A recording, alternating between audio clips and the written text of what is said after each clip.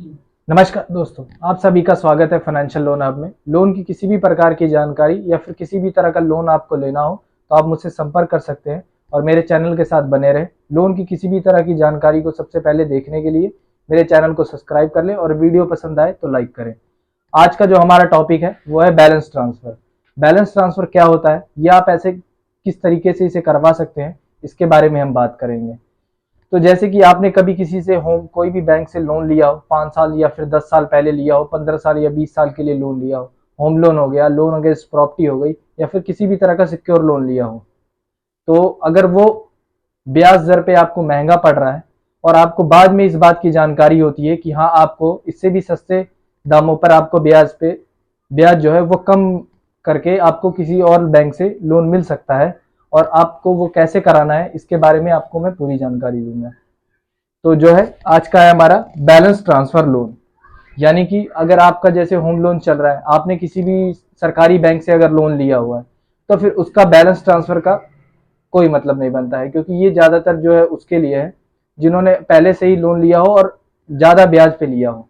यानी कि जैसे 12%, 16% या 20% पे उन्होंने ना जानकारी होने के कारण किसी भी थर्ड पार्टी फाइनेंशियल कंपनी या फिर किसी प्राइवेट बैंक से लिया हो, जबकि आप एलिजिबल हैं सरकारी बैंक के लिए भी, लेकिन आपके पास अब पहले से आपको नहीं पता था, या फिर किसी भी और समस्या के कारण आप सरकारी बैंक में आप अप्लाई नहीं कर पाए हैं, तो ऑलरेडी आपने कहीं लोन चला लिया, 5 साल उसको भरा है, और उसके बाद आप चाहते हैं कि हम अब इसका जो ब्याज है, आपको मालूम हुआ कि हाँ, मेरा जिस बैंक से मेरा लोन चल रहा है उसका जो ब्याज है वो ज़्यादा है, मैं इससे कम दर के ब्याज में बैंक में अप्लाई कर सकता हूँ, बैंक को बैलेंस जो अपना ट्रांसफर कर सकता हूँ।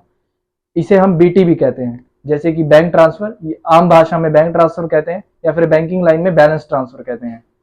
तो, तो दोस्तों, बैलेंस ट्रांसफर यानी कि अगर आपने किसी भी बैंक से, मान लीजिए कि आपने किसी बैंक से, प्राइवेट बैंक से लिया हुआ है, 18% पे आपने लोन लिया हुआ है, और आपको कुछ टाइम बाद पता लगता है कि हाँ, ये मेरा जो ब्याज है ये बाकी बैंकों से ज़्यादा है, मुझे सरकारी में ट्राई करना चाहिए, या फिर आप एलिजिबल थे और आपके पास जानकारी नहीं थी कि आप सरकारी में भी आसानी तरीके से ले सकते हैं लोन, जिस कारण से आपने लोन ले लिया, और बाद में आपको ये जब ज्ञात हुआ तो आप इसे चेंज करना चाहें तो वो भी आप करवा सकते हैं, जिसे हम बैंकिंग लाइन में बैलेंस ट्रांसफर कहते हैं।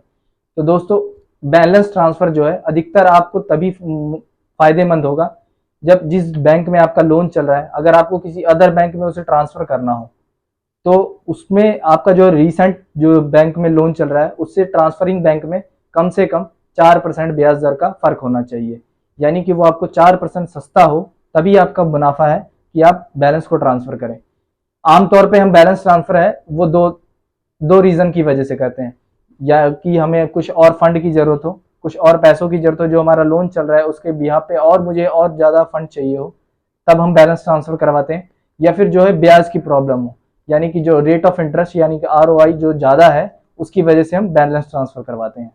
तो मान लीजिए जैसे आपने किसी भी बैंक में ट्रांसफ़र कराया, 18% पे आपका लोन चल रहा है, तो अगर आपको किसी और बैंक में ट्रांसफ़र कराना है, यानी कि सरकारी जो है वो 8% से स्टार्ट करती है, 8% पे इजीली लोन मिल जाता है। अगर आप एलिजिबल हैं, सारे डॉक्यूमेंट आपके पास गवर्नमेंट के तहत सब कुछ है आपके पास, जो गवर्नमेंट बैंक है उनमें एलिजिबल हैं आप, तो अगर करवाना चाहें तो उसमें करवा सकते हैं। यानी कि कहने का मतलब है कि आप अगर बैलेंस ट्रांसफर करवाते हैं किसी भी बैंक में, तो आपके रिसेंट बैंक से जो है वो 4% ब्याज दर कम होना चाहिए, तभी आपको फायदा होगा।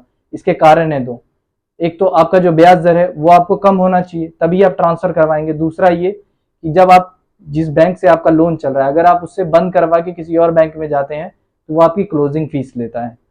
और दूसरा ये कि आप जिस नए बैंक में अपना बैंक जो बैलेंस है ट्रांसफर करवा रहे हैं लोन को, तो वो भी बैंक आपसे प्रोसेसिंग फीस, एडिशनल चार्ज या फिर और भी कई चार्जेस हैं जो आपकी जो न्यू बैंक होगी वो भी आपसे लेगी।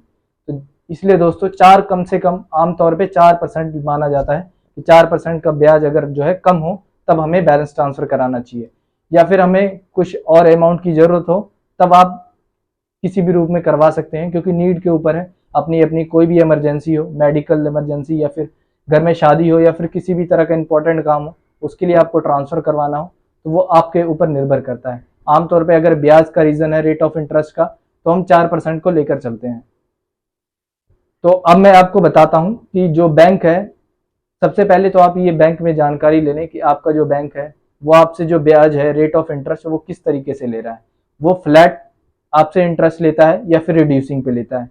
जो बैंक जो है इंटरेस्ट आपसे जो लेती है या फिर आपका टोटल प्रिंसिपल अमाउंट है, वो दो तरीकों से लेती है। या तो रेट ऑफ इंटरेस्ट जो है वो फ्लैट हो, यानी कि अगर बैंक का रेट ऑफ इंटरेस्ट 8% है तो वो पूरा का पूरा एक साल का 1 लाख रुपए पे 8 हजार रुपए लेती है। अगर वही रिड्यूसिंग पे है तो वो कहने को तो रिड्यूसिंग पे होता है, लेकिन फ्लैट से अधिकतर कुछ रुपए पे होता है।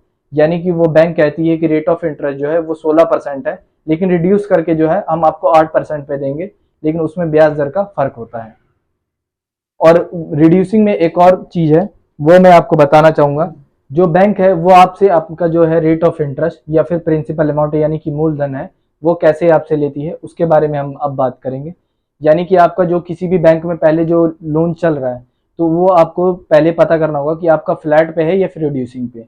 रिड्यूसिंग का मतलब है कि हर रोज जो हर महीने जो आपकी किस्त की जो है मूलधन बढ़ता जाता है और ब्याज दर घटता जाता है। यानी कि पहली किस्त के हिसाब से, जैसा कि मैं आपको बताना चाहूंगा कि मान लीजिए आपका 1 लाख का लोन है। अगर 1 लाख का लोन है, अगर आपका जो है 12% पे आपने लिया है, तो उसका जो ईएमआई बनता है वो है 1,12,000 रुपए। 1,12,000।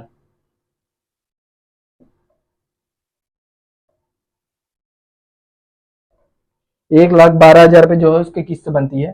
तो आपकी जो है प्रिंसिपल अमाउंट जो है वो बैंक जो लेती है, इस हिसाब से ये डेमो के हिसाब से आप देख सकते हैं। जैसे कि प्रिंसिपल अमाउंट जो है वो छोटे अमाउंट में लेगी और जो ब्याज जो है वो बड़े अमाउंट में लेगी। यानी कि अगर आपकी किस्त बनती है 4,000 रुपए महीने की, तो आपसे जो है वो प्रिंसिपल अमाउंट सिर्फ 1,000 रुपए लेती है और आपका जो ब्याज है वो 3,000 रुपए लेती है। इस बेस को हम कहते हैं, जो उस बैंक अपना है रिड्यूसिंग के हिसाब से, ब्याज दर जो है उसका रिड्यूसिंग पे होता है, लेकिन वो अपना जो रेट ऑफ इंटरेस्ट पहले ले लेती है और आपका प्रिंसिपल अमाउंट एंड में खड़ा होता है।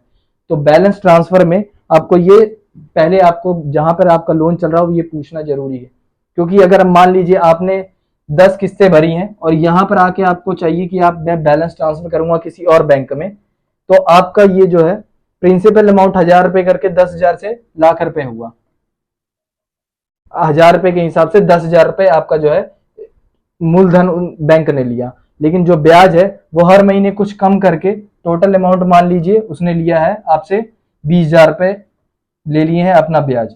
यानी कि टोटल अमाउंट आपने तो दे दिया 30,000 रुपए, लेकिन जो बैंक है वो आपका जो ROI ये ऐड नहीं करेगी, सिर्फ प्रिंसिपल अमाउंट ही ऐड करके आपका बैलेंस ट्रांसफर करेगी। यानी कि आपने भरा सिर्फ 10,000 रुपए है 1,20,000 में, तो आपका जो बैंक ट्रांसफर होगा वो 1,10,000 रुपए का होगा। ना कि ये आपने भरा तो 30,000 था, लेकिन बैंक ट्रांसफर जो बैंक करेगी वो 1,10,000 रुपए करेगी। तो इसीलिए दोस्तों, जो रेट ऑफ इंटरेस्ट का जो लाइन है वो 4% इसीलिए मार्जिन है। अगर आपको प्राइवेट बैंक से किसी सरकारी बैंक में या फिर प्राइवेट किसी और बैंक में जाना हो, तो जो रेट ऑफ इंटरेस्ट का डिफरेंस होना चाहिए वो 4% का होना चाहिए। तो लोन की किसी भी तरह की और भी क्वायरी हो इसमें, या फिर आपको कुछ और पूछना हो, तो आप मेरे चैनल में मुझे संपर्क कर सकते हैं। मेरा मोबाइल नंबर है 7009815458, और मुझे मेल भी कर सकते हैं आप financialloanhub@gmail.com। अगर आपको वीडियो पसंद आई तो लाइक करें। धन्यवाद।